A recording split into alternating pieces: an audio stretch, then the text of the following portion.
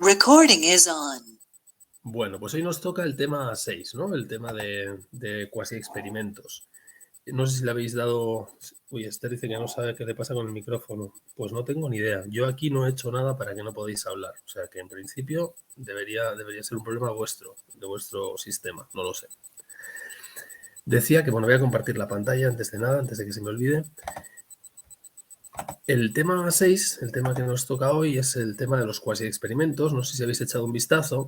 Es un tema sencillo comparando con los anteriores, sobre todo con el 4, que yo creo que es el tema básico, ¿no? Y al final, pues si os fijáis sobre el tema 4, que es el de diseño de experimentos, después el tema 5 y el tema 6 nos van haciendo comparaciones respecto a esa situación. En el tema 5 nos dicen, bueno, pues el tema 5 es un experimento también, como los vistos en el tema 4, pero en este caso particular solamente hay un único individuo, un participante, un grupo pequeño, y ahora en el tema 6 nos dicen, bueno, pues lo que vamos a ver ahora son los cuasi experimentos, que son cosas parecidas a experimentos, pero a las que les falta alguna pequeña cosa y que, bueno, pues va a hacer que la situación no sea tan idílica y tan maravillosa como la que teníamos en el tema 4. Pero básicamente el tema 6 es una comparación de lo que ocurría en el tema 4 y la nueva situación, ¿vale? No sé si he compartido la pantalla. Creo que sí, ¿no? A ver, ahora la comparto.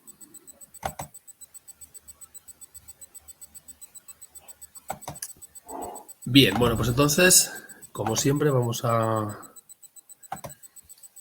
seguir este guión que tenemos aquí. Entonces, comenzamos. Vamos a ver.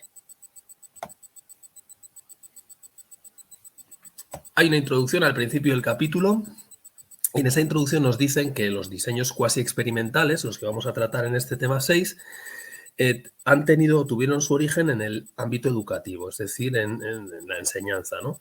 ¿Qué ocurre muchas veces cuando quieres diseñar? Y esto me ha pasado a mí en primera persona, ¿no? Cuando quieres hacer una investigación y el entorno en el que quieres realizar esa investigación es un colegio, un instituto, claro, las cosas allí en un colegio pues están muy formalizadas, están muy estructuradas ya y no puedes llegar allá y pretender como investigador revolver todo el gallinero, revolver la casa y que las cosas se ajusten a tus necesidades. ¿A qué me refiero con esto? Pues a que, en particular, los grupos están formados ya. Y si tú quieres aplicar, por ejemplo, algún tratamiento para ver, es decir, una variable independiente, para comprobar si ese tratamiento tiene algún efecto sobre la conducta de los estudiantes, no puedes configurar los grupos como a ti te venga bien. En particular, no puedes configurarlos aleatoriamente. No puedes asignar a los participantes aleatoriamente a los grupos. Y ese es el gran problema que se da en este entorno de la educación, porque las aulas, las clases ya están formadas. Tú vas a un cuarto de educación secundaria obligatoria, cuarto de eso, y tienes sección A, sección B y sección C. Y si quieres hacer un experimento, pues tendrás que aplicar una metodología en la sección A, otra en la B y otra en la C. Pero no puedes deshacer los grupos a tu antojo y decir, mira, a Juan, a Pedro y a Luis los voy a meter en mi grupo experimental y a estos otros 3 en el grupo de control. Porque no se puede, no lo permite la situación que se da en ese colegio o en ese instituto. Entonces, lo que nos cuentan aquí efectivamente es eso. En los diseños experimentales provienen del ámbito educativo, los grupos ya están formados, es decir, la estructura de clases está hecha, la estructura de secciones está hecha y no es posible hacer una asignación aleatoria. Y ese es el gran problema, porque si recordamos del tema, creo que era el tema 2, claro, la asignación aleatoria, recordad, aprovecho para recordar que no es lo mismo selección aleatoria que asignación aleatoria. La selección aleatoria se refiere a cómo elijo a los individuos de la población para que conformen mi muestra. Eso está muy bien y eso me garantizará la validez externa poblacional. La asignación aleatoria era cómo asigno a los individuos que ya tengo en mi muestra a los diferentes tratamientos que voy a realizar, a los distintos grupos definidos por la variable independiente, ¿no? Y precisamente, si recordáis, la asignación aleatoria era lo que nos garantizaba el control ¿de qué? ¿De qué variables? De las variables extrañas. Claro, de las variables extrañas. Y al controlar las variables extrañas, estamos cumpliendo una de las 3 cosas que podemos o que buscamos cumplir para garantizar la validez interna. Por tanto, este es el gran problema de los cuasi experimentos. Como no se puede hacer una asignación aleatoria, como los grupos ya están dados, como yo no puedo elegir quién conforma el grupo experimental o los grupos experimentales y el grupo de control, no puedo garantizar que los grupos tengan la famosa equivalencia inicial. Por tanto, puede ser perfectamente que los grupos de partida sean diferentes entre sí, al menos no puedo garantizar que sean iguales, y por tanto eso hace que haya variables extrañas que puedan estar actuando y que si no las controlo de alguna forma, y que veremos qué nos dicen que podemos hacer para controlarlo, incorporarán su efecto a la varianza error y ocultarán el efecto de la varianza de nuestra variable independiente. ¿De acuerdo? Recordad, el otro día decíamos, ¿no? La clave cuando hacemos un experimento es apagar todas las luces, es decir, que las variables extrañas no afecten y que solo brille nuestra variable independiente. Bueno, pues aquí no lo estamos consiguiendo. Aquí no conseguimos apagar las luces de las variables extrañas, o al menos no tenemos garantía de que no puedan estar actuando y estén haciendo que los grupos inicialmente sean distintos entre sí y, por tanto, cuando aplicamos el tratamiento, pues no podemos decir que el resultado en el cambio en la variable dependiente se deba a que se ha producido un efecto de la variable independiente.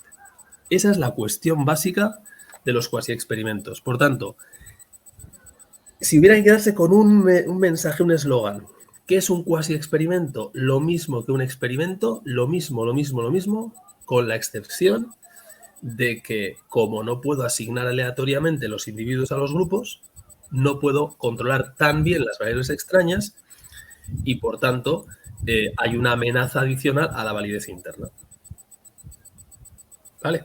Ese es el mensaje breve con el que hay que quedarse. Un cuasi experimento es un experimento sin asignación aleatoria. Ya está. Gran ventaja, o qué ventaja tienen los cuasi experimentos, porque también tienen ventajas, todo tiene su parte positiva. Claro, muchas veces cuando yo hago un cuasi experimento lo hago en un colegio, en un instituto, es decir, en una realidad. No lo hago en un laboratorio, sino que lo hago en la realidad y, por tanto, en condiciones más cercanas a la vida real. Y, por tanto, los cuasi experimentos tienen como ventaja, normalmente, comparados con los experimentos, una mayor validez externa ecológica. Si recordáis, la validez externa tenía dos dimensiones, ¿no? Hablamos de validez externa poblacional y de validez externa ecológica. La poblacional se refería a en qué medida mi muestra representa a la población, y eso es muy importante, y lo consigo con una selección aleatoria, y la validez externa ecológica, que se refería a en qué medida la situación que yo he conseguido reflejar se parece a la realidad. Hay un libro por ahí que está abierto y se nos está metiendo un ruido. No sé si lo podría... Vale, gracias. Decía, la validez externa ecológica se refiere a el grado en que la situación que yo he reflejado en mi experimento, en mi cuasi experimento, se parece a la realidad. Y efectivamente en los diseños cuasi experimentales, por estar más cercanos a la vida real, pues existe una mayor validez externa ecológica. Recordaréis también que en los primeros temas veíamos que no existe un diseño que sea el mejor de todos. Es decir, los experimentos tienen muy buena validez interna, pero la validez externa pues no es tan maravillosa, al menos la ecológica. Ya veis, estos cuasi experimentos pierden validez interna, pero a cambio tienen algo más de validez externa ecológica. Los que veremos ex post facto los próximos días, pues veremos que tienen más validez externa poblacional. Es decir, todos tienen ventajas e inconvenientes en cuanto a su validez. Vale, hasta aquí, ¿vamos bien?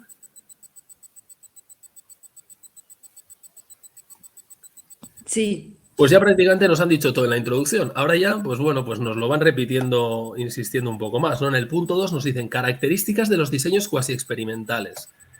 Ya nos lo han dicho. Característica principal, imposibilidad de asignar aleatoriamente los sujetos a los grupos experimentales. Consecuencia, pues que nuestro principio max-min-con, ¿os acordáis, no? Del max-min-con. El max-min-con era maximizar la varianza sistemática primaria, es decir, la que se debe a la variable independiente. Eso lo podemos hacer. El min se refería a minimizar la varianza error, es decir, hacer que la parte de los factores aleatorios no considerados sea lo más pequeña posible, y eso lo hacíamos pues no haciendo chapuzas y haciendo una buena selección aleatoria de individuos, etcétera. Eso lo podemos seguir haciendo. ¿Dónde está la mayor dificultad? En el con. En el controlar, el con se venía de controlar la varianza sistemática secundaria. En controlar el efecto de las variables extrañas. Luego, en el punto 2 nos están repitiendo otra vez la misma idea. El principal problema de los cuasi experimentos no está en el max, que lo puedo seguir haciendo, no está en el min, está en el con. ¿Está en qué? como no puedo asignar aleatoriamente individuos a los tratamientos, no puedo garantizar la equivalencia inicial y, en consecuencia, no puedo controlar las variables extrañas. Ya está. O sea que es la misma idea que nos han dicho un poquito más arriba. Vale, tercero.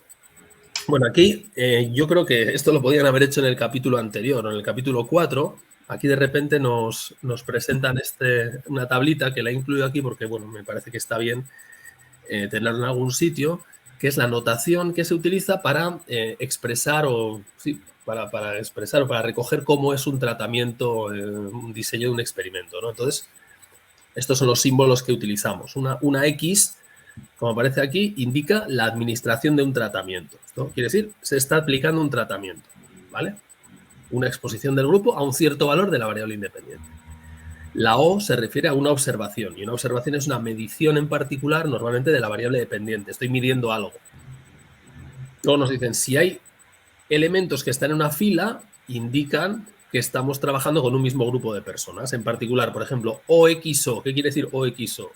Pues que medimos la variable dependiente, aplicamos un tratamiento y volvemos a medir la variable dependiente. Y el orden es el orden temporal, el flujo temporal va de izquierda a derecha, como la lectura, ¿no? Esto sería, observamos algo, medimos la variable dependiente, aplicamos un tratamiento y volvemos a medir la variable dependiente. Esto sería un típico diseño con pretest y posttest, ¿no? Por ejemplo. ¿Vale? Sí. Perfecto. Después, si aparecen subíndices, pues también nos ayudan a ver cuál es la secuencia temporal, ¿no? Un O1, X, O2, pues nos dice, mira, esta es la primera observación, se aplica un tratamiento a ese grupo y después se hace una segunda observación de la variable dependiente. Y cuando hay una línea discontinua como esta y otro grupo debajo, lo que quiere decir es que estos dos grupos han sido asignados aleatoriamente. ¿Vale? Cuando hay esta línea discontinua, indica que hay aleatorización. Es decir, esto sería un diseño propio de un experimento, de los que vimos en el tema 4. Aquí hay dos grupos. Un grupo experimental, porque se le aplica tratamiento, un grupo de control, porque no se le aplica tratamiento, y hay una asignación, ha habido una selección de sujetos aleatoria, supongamos, y a partir de esa selección aleatoria, teníamos un montón de sujetos, hemos dicho, mira, aleatoriamente asignamos unos cuantos al tratamiento experimental y aleatoriamente asignamos otros cuantos al tratamiento de control. Medimos algo al mismo tiempo, es decir, hacemos un pretest, aplicamos el tratamiento, en un grupo y en el otro no aplicamos nada, o aplicamos un placebo y después aplicamos, o mejor dicho, volvemos a medir la variable dependiente. Esto sería la típica situación en un diseño de tipo experimental, ¿vale? Perdonad, lo estoy diciendo fatal. Cuando está la línea indica que no han sido formados por aleatorización, ¿vale? Si no hubiera línea, querría decir que sí. En este caso, la línea, lo dice aquí muy claro, lo he dicho fatal, una línea de puntos entre las dos filas indica que hay dos grupos y que no han sido formados por aleatorización. Es decir, este es el diseño típico, lo he dicho fatal, un diseño típico en un cuasi experimento. Esto es lo que sea en un cuasi experimento, ¿vale? Si no hubiera línea, que es lo que ocurría en el capítulo 4, entonces sí que efectivamente habrían sido asignados mediante aleatorización. Pero aquí lo que nos dicen claramente es que cuando aparezca esta línea discontinua, quiere decir que no han sido formados por aleatorización. Bien. Y luego está el diseño de una cohorte. Esto lo veremos un poquito más adelante. Cuando aparezca una línea ondulada de esta forma, pues se refiere a que estamos en un diseño de cohortes que ya veremos qué quiere decir exactamente.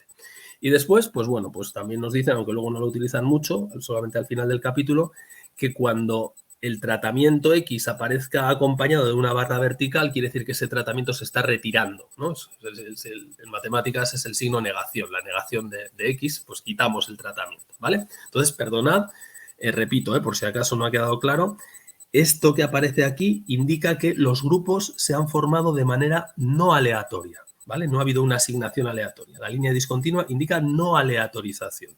Sería la situación en la que las clases están formadas. Aquí tengo la sección A y aquí tengo la sección B. Y cuando yo llego al instituto me encuentro con esas dos secciones, ya están ahí y no puedo hacer nada para asignarlas de otra forma. Entonces, en la sección A aplico un tratamiento y en la sección B pues aplico otro tratamiento o aplico el placebo o no aplico nada. ¿De acuerdo? Sí. ¿Vale? ¿Vamos bien? Sí, todo bien. Perdonad por el despiste. Perdonad por el despiste, pero vamos, que quede claro que la línea discontinua indica lo que os digo, indica que no ha habido aleatorización, no ha habido asignación aleatoria. Bueno, pues entonces, bien, pues ya sabemos que nuestro experimento básico o ideal va a ser de este estilo, ¿no? Esto es lo que nos gustaría más o menos tener en estos cuasi experimentos, ¿no? Una asignación no aleatoria que le vamos a hacer, pero bueno, que haya un pretest, que haya un posttest, que haya un grupo de control, estas cosas serán cosas buenas y ahora veremos por qué serán cosas buenas.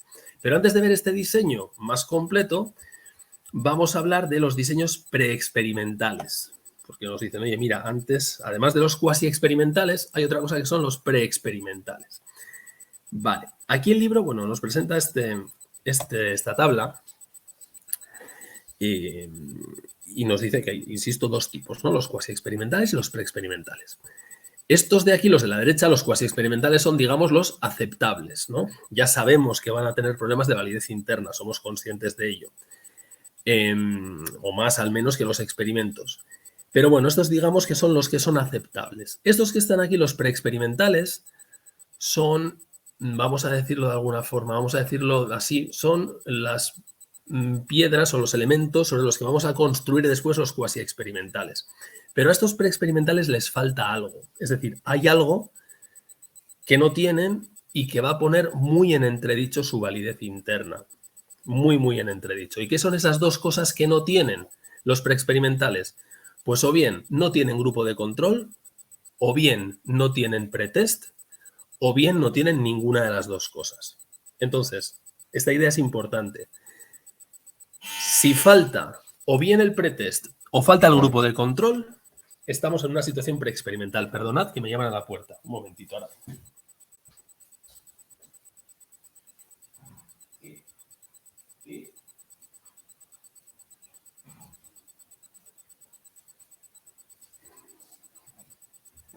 ¿De acuerdo? Si falla o bien el pretest o falla el grupo de control, estamos en una situación preexperimental. Y eso es una situación grave porque nos va a poner muy en entredicho la validez interna.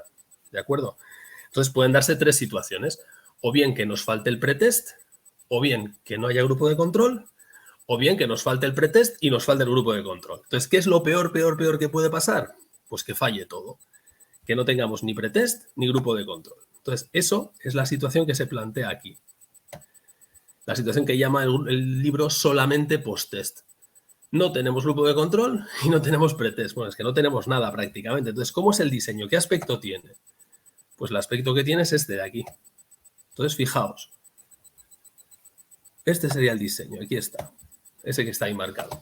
Diseño de un solo grupo con medida solo post-test. Es decir, para que lo pongamos en contexto, yo llego a un colegio, imaginad, y quiero probar un nuevo método para enseñar a hacer raíces cuadradas, para no perder la costumbre.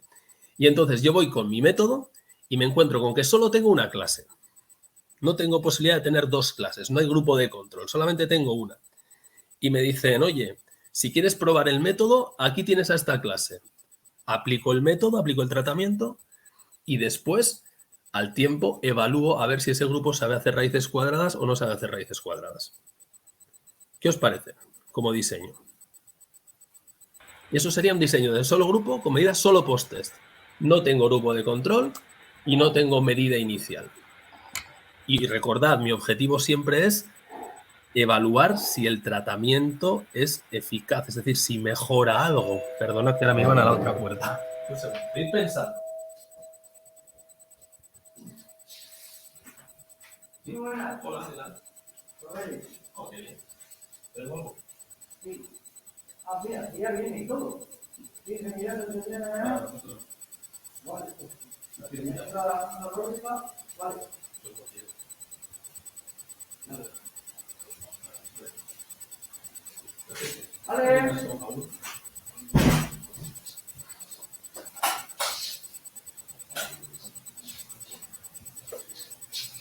Perdonad, ya está. Una entrega del cartero. Decidme, ¿qué os parece este diseño? Muy poco fiable. Claro, si nuestro objetivo es conseguir evaluar la calidad, o perdón, la eficacia de esta intervención, fijaos qué cantidad de cosas pueden haber hecho que estas personas sepan hacer raíces cuadradas o no sepan hacer raíces cuadradas. decir, ¿cómo podemos garantizar que el conocimiento, la habilidad o la capacidad de hacer raíces cuadradas de estas personas se deba a mi intervención? Pues hay otras posibles explicaciones. Por ejemplo, que ya supieran hacerlas antes. ¿Sí o no? Perfectamente, porque como yo no sé cuál es el punto de partida inicial, no tengo ni idea de si esto les ha enseñado o si ya venían sabidos de casa, con lo cual no tengo ni idea. También puede ocurrir que haya habido algún efecto historia por ahí, que haya habido, no sabían hacer raíces cuadradas, pero las han aprendido en otro entorno, no por mi intervención, sino por otra causa. Es decir, el hecho de que no haya grupo de control y el hecho de que no haya una medida pretest hace que, vamos, esto sea pues un brindis al sol, es decir, afirmar que mi intervención ha tenido algún efecto sobre la variable dependiente, pues bueno, pues es una pura expresión de un deseo y nada más. ¿Vale? Por tanto, al no tener ni pretest ni grupo de control, no se puede extraer ningún tipo de inferencia causal, cero. Así que preexperimentos, al menos en este diseño tan básico, no hay inferencia causal posible. ¿Vale? Esa es la idea básica. Otra situación. Diseño solo post-test con grupo de control no equivalente. Bueno, aquí al menos hay grupo de control, pero no tenemos pretest. O sea, os lo cuento otra vez el mismo ejemplo. Voy a un colegio y quiero probar mi método para hacer raíces, para que los niños aprendan a hacer raíces cuadradas de forma, vamos, magistral. Y entonces me encuentro con que hay dos aulas, sección A y sección B, que ya están formadas. Por tanto, está, por eso la línea discontinua que indica que la asignación no es aleatoria. La sección A está formada y la sección B está formada. Y entonces me dicen los profesores o los directores, el director del centro me dice, mira, puedes aplicar el método en la sección A, pero no en la sección B. Y lo hago. Aplico el método para enseñarles a hacer raíces cuadradas en la sección A y no lo aplico en la B, o en la B aplico el método tradicional. Y cuando transcurre un cierto tiempo, evalúo su capacidad para hacer raíces cuadradas. ¿Qué os parece? Una pregunta antes. ¿No equivalente qué se refiere? No equivalente se refiere a que no podemos garantizar la equivalencia inicial. La verdad es que la expresión es un poquito difícil de entender, ¿no? Grupo de control no equivalente quiere decir que el grupo de control y el grupo experimental carecen de la equivalencia inicial. ¿Recuerdas qué es la equivalencia inicial? O sea, que tengan los miembros sean similares, mujeres, hombres. Claro, la equivalencia inicial se refiere a, era la forma de controlar las variables extrañas y lo conseguíamos mediante la asignación aleatoria. Entonces, como aquí no hay asignación aleatoria, como aquí yo tengo la sección A y la sección B, pero que ya están formadas, a lo mejor resulta que los de la sección A son todos súper listísimos y los de la sección B pues son menos listísimos. Entonces, es en relación a las personas que parten, las personas que se usan en el grupo. Claro, ¿no? la equivalencia de grupos, la equivalencia inicial de grupos se refiere a eso. Es decir, decimos que los grupos son inicialmente equivalentes cuando, cuando podemos afirmar que en su composición son parecidos en cuanto a sus características. ¿Y eso cómo lo podemos conseguir? Pues mediante el control de variables extrañas. Y una de las formas de controlar variables extrañas es mediante la asignación aleatoria. Es decir, si yo tengo un montón de participantes, un montón enorme de participantes, y los voy asignando aleatoriamente, tú al grupo experimental, tú al de control, tú al experimental, tú al de control, si lo hago aleatoriamente, habrá equivalencia inicial. Si hago un emparejamiento, recordáis, si para cada uno que asigna al grupo experimental busco uno parecido y lo asigno al grupo de control, también tendré equivalencia inicial de grupos. Pero para eso es necesario que el investigador tenga control sobre la formación de los grupos. Y eso es lo que nos falla aquí. Aquí no tenemos ningún control. El grupo ya está formado. Ni puedo asignarlos aleatoriamente, ni puedo hacer un emparejamiento, o muchas veces no podré hacer un emparejamiento. Por lo tanto, no podré garantizar la equivalencia inicial. ¿Y eso qué quiere decir? Que no puedo controlar variables extrañas y en consecuencia la validez interna está, pues en entredicho. Eso quiere decir grupo de control no equivalente. Ok, gracias. Quiere decir que es otro grupo que a lo mejor es como el que tienes, pero a lo mejor no se parece en nada. Deberíamos decir grupo de control cuya equivalencia no conocemos. Vamos, no sabemos si es equivalente o no. Estaría mejor expresado así. Pero creo que el ejemplo es claro, ¿no? Voy a un colegio y tengo dos secciones, la A y la B, que están formadas son equivalentes, a saber, no está garantizado. Puede ser que la A y la B sean muy diferentes entre sí y los que tenemos experiencia docente eso lo tenemos muy claro. Estás explicando lo mismo en dos grupos y resulta que el grupo A, pues por no sé qué motivos, es de una forma y se ha juntado una serie de personas que son de una forma y el grupo B es otro colectivo completamente diferente. Entonces, esos grupos no serían equivalentes. Ahora, si yo como investigador pudiera configurar los grupos como yo quiero, entonces sí que tendría capacidad de que fueran equivalentes y entonces podría hacer un experimento. Vale, una Hola. pregunta. Sí. Claro, lo que yo no entiendo aquí es que en el caso B, ¿no? Post-test con grupos no equivalentes. Si hago un tratamiento en uno y en el otro no hago nada, es que es igual que el primero, ¿no? Porque es que estar jugando solo con un grupo al final. Vale, en el otro no hago nada, podría ser en el otro no hago nada, o en el otro le doy un placebo, o en el otro administro un tratamiento diferente. Es decir, aquí en el libro nos lo han puesto así, nos han dicho tratamiento y no tratamiento, pero podría ser tratamiento A y tratamiento B. Vale, vale, ahora Podría sí ser entiendo. medicamento novedoso, medicamento tradicional. Podría ser método novedoso para enseñar a hacer raíces cuadradas, método tradicional.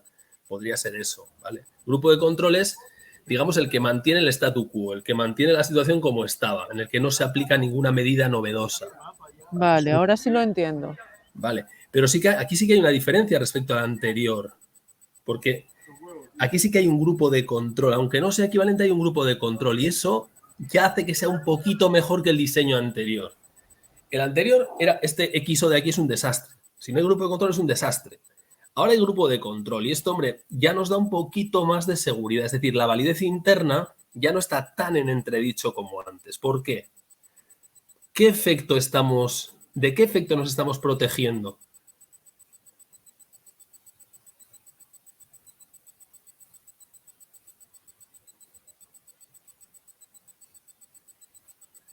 Luego lo veremos con más detalle, pero nos estamos protegiendo del efecto historia.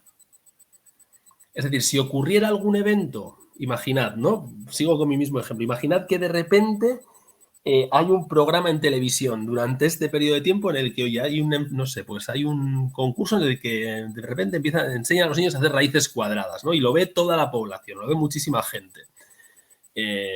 Pues claro, como ese programa lo ven tantos los del grupo experimental como los del grupo de control, si esto es así, entonces el efecto historia quedaría, quedaríamos protegidos del efecto historia, porque veríamos que este grupo de control también mejorarían unos y mejorarían los otros. Por tanto, al tener un grupo de comparación, el grupo de control, que ha recibido el mismo entorno, un entorno similar al que han recibido los del grupo experimental, esos efectos historia que pueden ocurrir los podríamos descontar. ¿Vale? Luego, el hecho de que haya un grupo de control, luego lo veremos con más detalle, ¿eh? Nos está protegiendo del efecto historia. Y también podría protegernos del efecto maduración. Imaginad, ¿no? Si yo tengo aquí un grupo de adolescentes y imaginad que estamos pensando en otra cuestión, ¿no? Estamos tratando de mejorar, ahora que está muy de moda esto de la prueba de madurez, estamos tratando de mejorar la madurez de los estudiantes y su grado de tal. Entonces, si el efecto maduración también lo podríamos controlar de esta forma. Porque si hay un cambio en este grupo por el mero transcurso del tiempo y en este grupo también lo hay, pues hombre, yo podré decir, mira, como aquí sin tratamiento se ha producido un efecto de mejoría en la variable, pues todo el efecto que se ha producido en este grupo no lo puedo achacar al tratamiento, sino que parte también de ese efecto de maduración. Luego, el hecho de que haya un grupo de control nos está protegiendo, y esto de forma para siempre, esto es siempre aplicable, el grupo de control nos protege del efecto historia y del efecto maduración. Entonces, eso ya lo tenemos. Pero sigue habiendo un problema, que es la falta de equivalencia inicial. Yo aquí no sé si este grupo de arriba y el grupo de abajo son equivalentes y, por tanto, me protegerá el efecto historia y del efecto maduración, pero no de lo que llaman el efecto historia local y maduración local. Luego hablaremos de eso. ¿Vale? Así que todavía sigue habiendo problemas. Y la tercera situación que se nos puede dar es esta que aparece aquí. Una situación O1X o 2. Aquí sí que hay pretest. Vamos que hay una observación inicial, hay una administración de un tratamiento y hay una observación después. Pero claro, aquí lo que nos falta es el grupo de control. Entonces, bueno, por lo menos es mejor que el primero porque efectivamente en el primero ni siquiera teníamos pretest y por tanto la razón del valor que tome la variable dependiente después del tratamiento puede ser que ya era alta antes. Aquí por lo menos nos protegemos de eso. Pero como en este diseño no hay grupo de control, pues hay múltiples amenazas a la validez interna. En particular está la amenaza historia y está la amenaza maduración. ¿Vale? Y esos son los preexperimentos. Por tanto, idea básica. Es condición indispensable para tener un cuasi experimento que pasen dos cosas.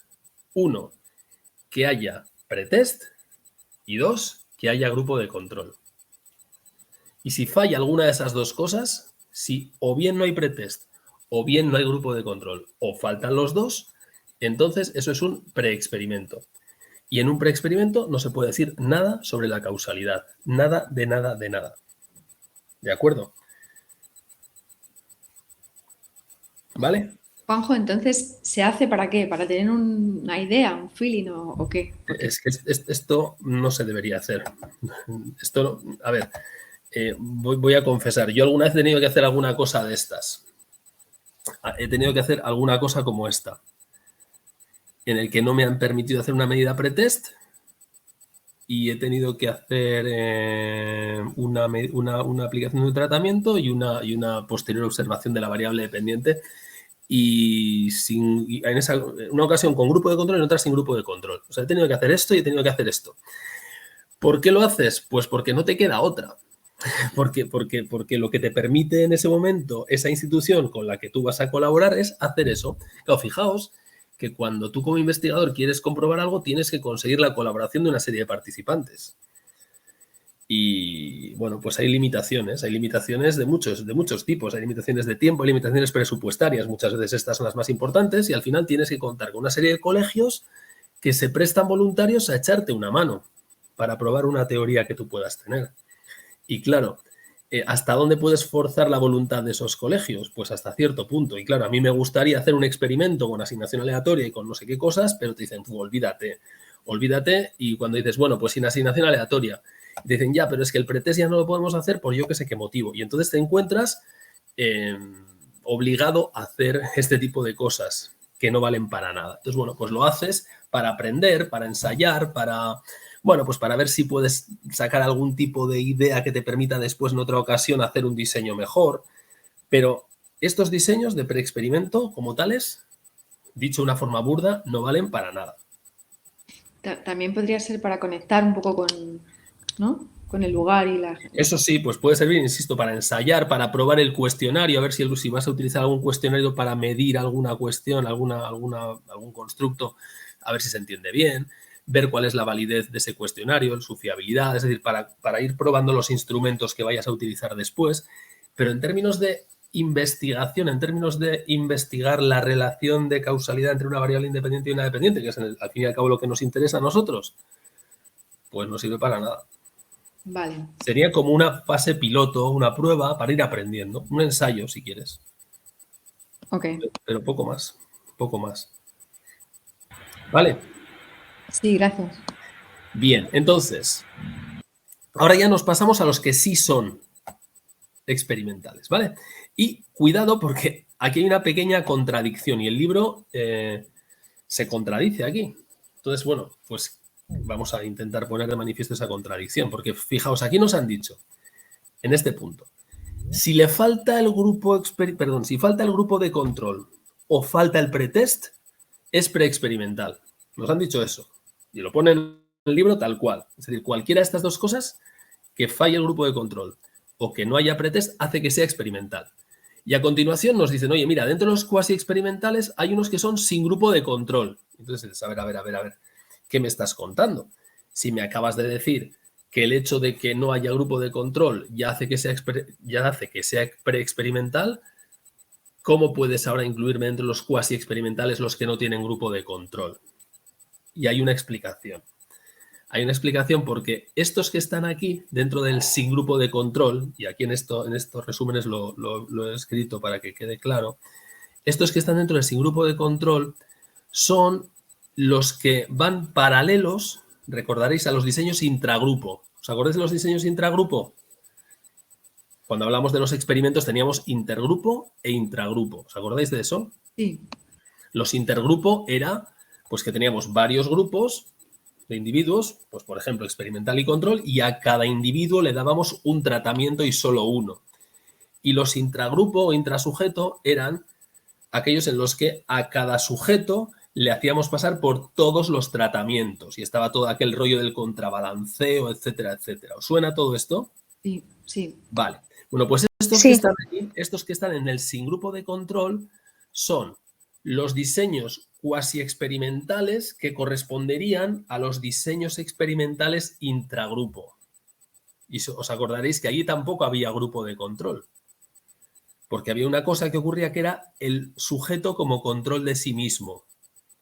¿Os acordáis de esto? Sí. Es decir, en los intragrupo, cada sujeto actúa como control de sí mismo. ¿Por qué? Porque a cada sujeto le doy todos los tratamientos. Por tanto, hace que no haya variables extrañas, porque las que son propias del sujeto ya se están controlando. Bueno, pues estos que están aquí, que veremos después, no tienen grupo de control porque son del estilo intrasujeto o intragrupo y por tanto están bien clasificados dentro de cuasi experimentales. Pero no os dejéis engañar porque suena un poquito raro, ¿no? Te acaban de decir, si no hay grupo de control es preexperimental y luego te dicen, oye, no, aquí hay unos que son sin grupo de control y son cuasi experimentales. A ver, ¿qué me está usted contando? ¿Vale? Lo veremos un poquito más adelante. Pero yo echo de menos a veces en el libro que cuando se producen estas aparentes contradicciones, pues no te pongan una nota al pie, ¿no? Y te lo expliquen. Te digan, oye, esto, ten cuidado porque te puede llevar a confusión. Vale, es la nota al pie que he intentado poner aquí, ¿no? Fijaos que decía aquí, cualquiera de las dos carencias, grupo de control o pretest, cualquiera de esas dos, si falta alguna de esas dos cosas, hace que nos encontremos ante un preexperimento, a partir del cual no pueden obtenerse conclusiones válidas sobre causalidad. Al final del tema veremos, sin embargo, unos diseños considerados cuasi experimentales y, por tanto, no preexperimentales, que carecen de grupo de control. Parece una contradicción. Veremos que es así por la similitud de estos últimos diseños con los diseños experimentales intragrupo, lo que os acabo de contar. O sea, eso está escrito aquí para que quede claro. Bueno, entonces, vamos ya a los que son cuasi experimentales, los buenos, ¿vale? Y aquí están los básicos, los que tienen grupo de control, que son los más normales. Luego estos que son los de sin grupo de control, que como os digo, serán los que corresponden a los diseños de tipo intragrupo. Y luego una cosa que llaman series temporales interrumpidas, que enseguida veremos que esto es bastante fácil de entender y que es muy breve. Así que vamos con los primeros. Diseños cuasi experimentales con grupo de control. Luego tenemos que tener en nuestra cabeza ahora mismo la idea de aquellos diseños experimentales, los que veíamos en el tema 4, pero ahora ocurrirá que los grupos no han sido formados por asignación aleatoria y, por tanto, su equivalencia inicial estará en duda y, por tanto, las variables extrañas no estarán tan bien controladas y, por tanto, la validez interna estará en entredicho. Esa es la cuestión básica. Entonces, vamos a ver qué diseños hay. Cuasi experimentales, venga. Que me voy. Aquí está el primero. Bueno, pues este es el básico, ¿no? Diseño pretest posttest con grupo de control no equivalente. Pues ya está. Este es el diseño básico. Fijaos, ¿qué tenemos aquí? Primero, grupo de control no equivalente. Ya sabemos qué quiere decir eso.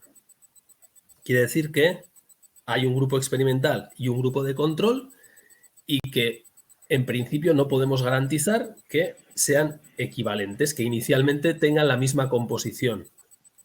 ¿Por qué? Pues porque no se ha podido controlar las variables extrañas, porque los grupos ya estaban formados cuando hemos llegado a hacer nuestro diseño. Por tanto, el grupo de control es no equivalente. Pero tengo grupo de control y tengo un diseño con pretest y con posttest. Este es el esquema básico. ¿Vale? Esto es lo mejor que, por decirlo de alguna forma, lo mejor que podemos hacer con un cuasi experimento. Tengo mi grupo experimental, tengo mi grupo de control, tengo un pretest, tengo un posttest, tengo una aplicación de un tratamiento y aquí un placebo u otro tratamiento. Entonces, vamos a ver, ¿qué problemas tiene esto? Bueno, ¿qué ventajas tiene? Pues como os decía hace un rato, como hay grupo de control, podemos detectar el efecto historia. Es decir, si hubiera alguna cosa, si ocurriera algún acontecimiento durante el proceso de este experimento, o cuasi experimento, mejor dicho, que pudiera afectar a la variable dependiente, también afectaría al grupo experimental y afectaría al grupo de control. Y, por tanto, el grupo de control me permite tener un punto de comparación para ver si el efecto que se ha producido aquí entre O2 y O1 se debe al tratamiento o se debe a esa otra cosa que ha ocurrido, a ese efecto historia. Por tanto, este es un mensaje importante. Un grupo de control siempre me va a permitir protegerme o detectar el efecto historia.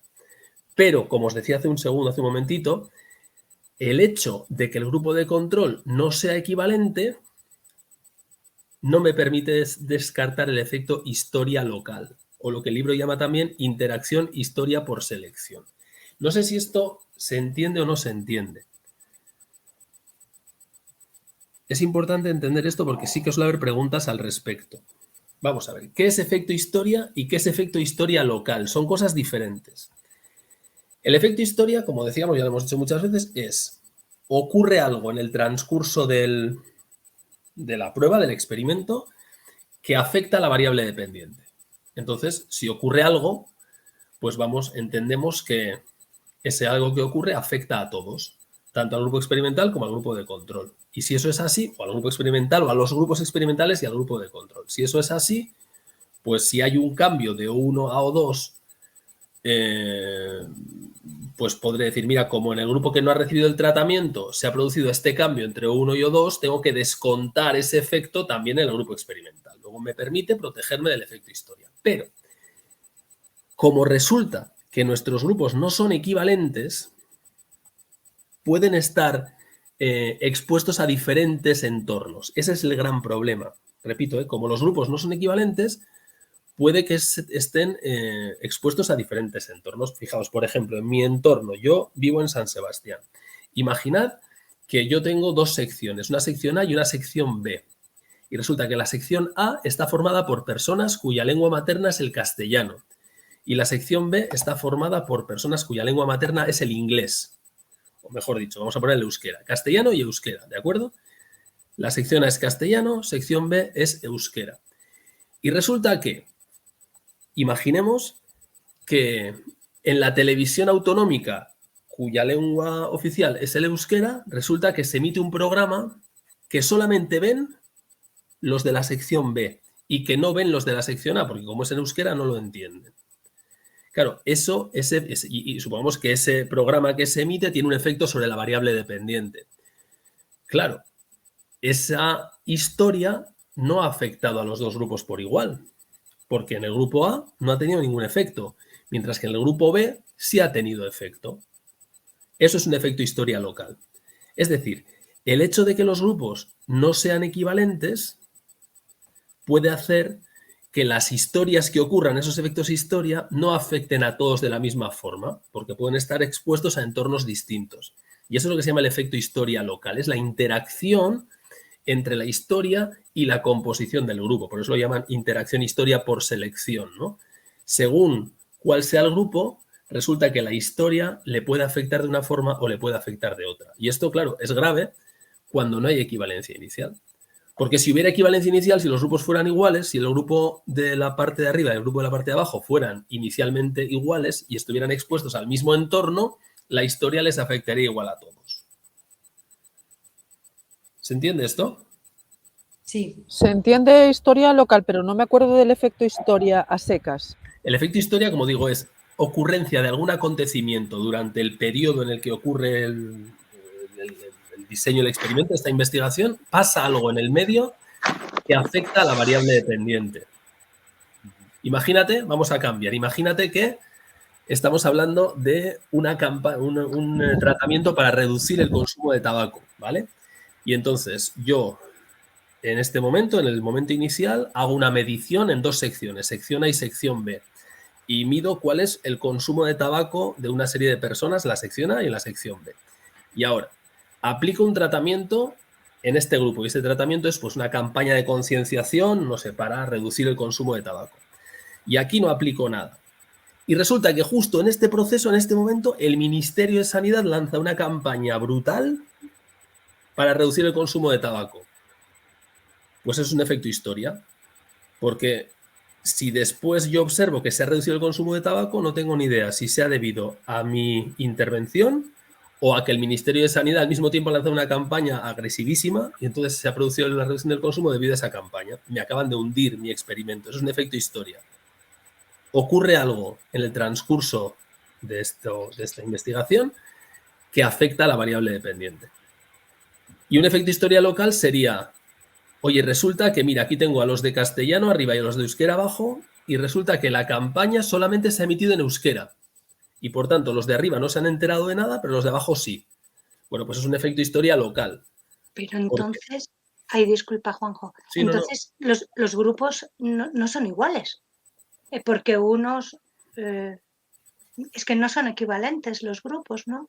Claro, es que ese es el punto de partida. Por eso se llama diseño pretest post-test con grupo de control no equivalente. No equivalente, claro. No, acabo de entrar porque llegaba tarde. Claro, pero ese claro, es el gran problema. es que ya ahí ya el estudio, claro, vale, sí. Eso es lo característico de los cuasi experimentos, que el grupo de arriba y el grupo de abajo no tienen equivalencia inicial porque ya están formados de partida. Yo no los he podido conformar aleatoriamente, no he podido hacer una equiparación, no he podido hacer un matching, sino que vienen dados. Esta es la sección A y esta es la sección B. Y son diferentes porque ya están formados. Entonces, si ocurre algo que solo afecta a unos y no afecta a otros, es un efecto historia local. Perfecto, ahora tendríamos que ver cómo hacer, ¿no? Como para claro, habría que ver qué hacer para intentar librar esa variable. Claro, hay que ver cómo podemos deshacernos de eso, ¿no? Ajá. Vale, pero ¿se entiende esto? Sí. Vale, sí, se entiende. Lo que digo es, el grupo de control nos protege del efecto historia, pero no nos protege del efecto historia local si los grupos no son equivalentes. Si los grupos fueran equivalentes, que es lo que ocurre en los experimentos de verdad, entonces sí nos protege de las dos cosas, del efecto historia y del efecto historia local, porque como los grupos en los experimentos son equivalentes, pues si a unos les ha afectado, a los otros también les ha afectado, y si no les ha afectado, a los otros tampoco les ha afectado, ¿vale? Por tanto, la gran pega en estos diseños cuasi experimentales está no en el efecto historia o el efecto maduración, que se pueden corregir, o sea, nos podemos proteger de ellos con el grupo de control, sino en el efecto historia local y en el efecto maduración local. La maduración y la historia es, bueno, no es lo mismo, ya sabéis que la maduración es el mero transcurso del tiempo que hace que las personas cambien, ¿no? Sí. Pero misma situación, imaginad que aquí tengo, vamos a cambiar, resulta que misma historia, consumo de tabaco, voy a aplicar una campaña, voy a aplicar un tratamiento para reducir el consumo de tabaco y después voy a medir a ver cuál es el consumo de tabaco. Resulta que aquí tengo solamente chicos y aquí tengo solamente chicas. Y estoy midiendo lo que ocurre a lo largo de un periodo de unos cuantos meses para personas de 12 y 13 años. Hombre, pues sabemos que la maduración de los chicos y la maduración de las chicas en ese periodo no tiene nada que ver. Los chicos entre 12 y 13 años están pensando en fútbol, y las chicas están pensando en alguna otra cosa aparte de fútbol, normalmente. Por tanto, pues bueno, pues el efecto maduración nos podrá proteger de él, pero la maduración local no, porque hay una maduración diferente en un grupo y en otro. ¿De acuerdo? Sí. Por tanto, como os digo, la gran dificultad, el gran problema está en la local, es decir, en la maduración local y en la historia local. A ver, ¿cómo podemos conseguir, cómo podemos intentar defendernos de esto? Pues el libro nos dice dos cosas.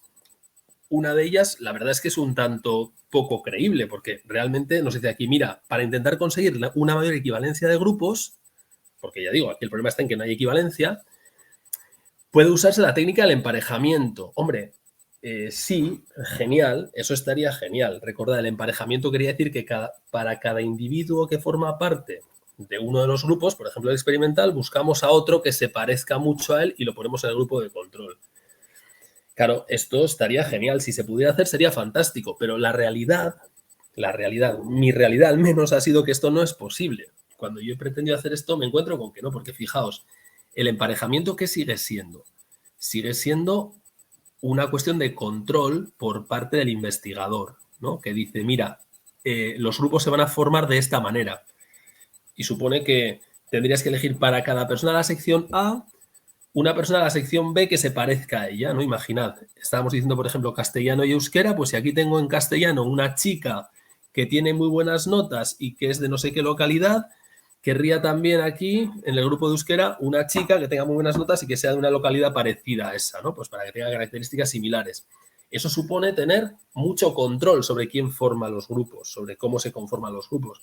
Y la realidad es que, como os digo, cuando tienes que aplicar un cuasi experimento es porque los grupos ya están formados y no tienes prácticamente ningún control. Oye, si lo quieres hacer, ahí tienes la sección A y la sección B. No, es que quiero solamente la sección A, quiero a Juan, a Luis y a Pedro. Pues no puede ser, porque o se lo haces a todos o no se lo haces a nadie. Es decir, esto en teoría está muy bien, pero es poco práctico. La realidad es que esto es poco práctico. Pero bueno. Y la otra opción que nos dan es utilizar técnicas estadísticas para tratar de aislar ese efecto, ¿vale? Es decir, a las variables extrañas, como os decía, ¿no? Ya sabéis que lo que queremos hacer con las variables extrañas es controlarlas. Queremos apagar la luz de las variables extrañas, que no nos afecten, que no influyan sobre la variable dependiente. Cuando lo puedo hacer en los experimentos, lo hago, es decir, controlo la variable extraña mediante asignación aleatoria, mediante emparejamiento, mediante las 1000 formas que nos han dicho de control de variables extrañas. Y cuando no puedo controlar las variables extrañas, me queda la estadística. La estadística es el último recurso. Y esto también nos lo han dejado caer al principio. Es decir, las herramientas estadísticas nos permiten, cuando no hemos podido controlar las variables extrañas y estas han actuado, ya han hecho su efecto sobre la variable dependiente, la estadística nos permite, un análisis estadístico adecuado, nos permite a posteriori, cuando ya se ha producido ese efecto, ver qué parte del cambio en la variable dependiente se debe a las variables extrañas. Es decir, aceptamos que no podemos evitar que las variables extrañas influyan en la variable dependiente, lo aceptamos porque no las podemos controlar. Oye, pues vamos a dejar que actúen. Y a posteriori, lo que hacemos es un análisis estadístico que nos permite evaluar qué parte de lo que le ha pasado a la variable dependiente, pues en este caso a la reducción en el consumo de tabaco o en el caso anterior a lo bien que hacen las raíces cuadradas o lo que sea, qué parte de eso se debe al efecto de variables extrañas. Y entonces nos dicen, bueno, pues si no hemos podido controlarlas a priori, vamos a dejar que actúen y después evaluemos su efecto. Y eso es lo que nos dice el libro que podemos hacer. Y una técnica que menciona el libro es ANCOVA. Bueno, pues genial, es cierto, es una técnica que se utiliza para esto, análisis de covarianza. O sea, ANCOVA viene de análisis de covarianza, viene de eso. Pero repito, no es más que una forma de aceptar que no hemos sido capaces de controlar el efecto de las variables extrañas, no lo hemos podido hacer, las dejamos actuar y a posteriori evaluamos cuál ha sido su efecto. ¿Esto sería lo que hicimos ayer en datos? Exactamente. Vale. Exactamente. Es exactamente lo que hicimos ayer en análisis de datos. Ayer dijimos en análisis de datos, para los que estuvisteis, decíamos, yo quiero tratar de predecir el peso de una persona. La variable que voy a considerar como variable que me permite predecir el peso va a ser la altura de esa persona. Y luego sé que hay otras muchas variables que afectan. Sé que hay otras muchas. Bueno, pues voy a ver qué parte de la variación en el peso se debe al efecto de esas otras variables. Y la técnica ANCOVA me permite hacer ese análisis de la variabilidad de la variable dependiente. Es decir, mira, esto se debe a tu variable independiente. Esto se debe a las variables extrañas. Y esto se debe a los factores aleatorios. Efectivamente, es lo mismo. Es decir, al final se trata de buscar quiénes son los responsables, qué factores son los responsables de que tu variable dependiente, en este caso el consumo de tabaco o en el caso anterior el performance haciendo raíces cuadradas, qué factores son los que determinan esa variable. Y dirás, mira, pues una parte se debe a mi tratamiento, a la variable independiente, otra parte se debe a las variables extrañas y otra parte se debe a factores aleatorios. Y esa técnica es ANCOVA o similares, ¿vale? Esa es la idea. ¿Qué me decís? Por ahora bien. Vale. Bueno, pues vamos con las cortes. Diseño de cohortes. Vale, esto es algo que se utiliza bastante. El libro lo cuenta un poco, bueno, pues un poco de aquella manera. Dice Sí, aquí. en el libro es un poco lioso. Sí, es un poquito lioso, pero vamos a ver.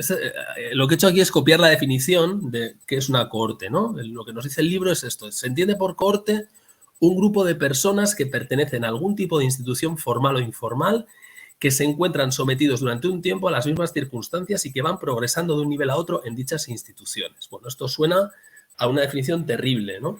Pero para entendernos, en el ámbito educativo, que es en el que nos movemos mucho, muchos de nosotros, una cohorte es un curso.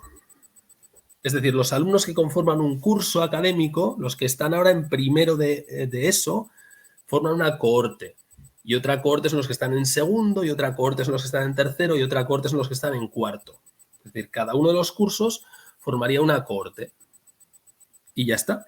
Fijaos que responde a la definición, ¿no? Es un grupo de personas, los que forman un curso son un grupo de personas, pertenecen a algún tipo de institución formal o informal, pues a un colegio, se encuentran sometidos durante un tiempo a unas circunstancias iguales, ¿no? Pues todos reciben las mismas clases, los mismos profesores, tal, y van progresando de un nivel a otro. Pues están en primero, al año que viene están en segundo, al siguiente están en tercero y al siguiente están en cuarto, ¿vale? Esa es la idea de una cohorte. O sea, que cuando pensemos en cohortes, pensemos en los alumnos que conforman todo un curso, un nivel educativo en un colegio, ¿vale? Y entonces, ¿cuál es? Entonces, sí. Bueno, perdona. Sí. Entonces nosotros también seríamos una cohorte, ¿no? Nosotros somos una cohorte. Todos los alumnos que estamos en este momento en primero de la Facultad de Psicología de la UNED formamos una cohorte, efectivamente. Y como tal nos tratan, estoy convencido. Estoy convencido de que los que hacen, sí, estoy convencido de que harán sus estudios y dirán, fíjate, esta cohorte ha tenido esta tasa de suspensos en estas asignaturas y las comparamos con las del año que viene y entendemos que los alumnos de este año, los que están en primero este año, son muy parecidos a los que estaban el año pasado. Porque la idea básica de una cohorte es esa. Por cierto, gracias por poner la cámara, que así nos vemos la cara. Te lo agradezco. La idea básica de una cohorte es esa, de los diseños de cohortes, que nosotros, como cohorte, como conjunto de individuos, seguramente somos muy parecidos a los estudiantes que el año pasado estaban también en primero. No habrá muchas razones, no hay muchas razones para que seamos muy diferentes de cómo eran ellos.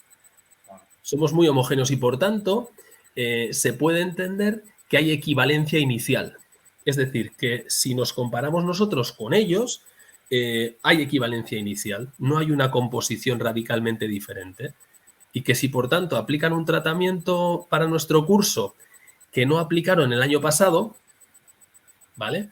Y hay un resultado positivo, ese resultado positivo se puede achacar al tratamiento que han aplicado, porque lo están aplicando sobre grupos que son equivalentes inicialmente.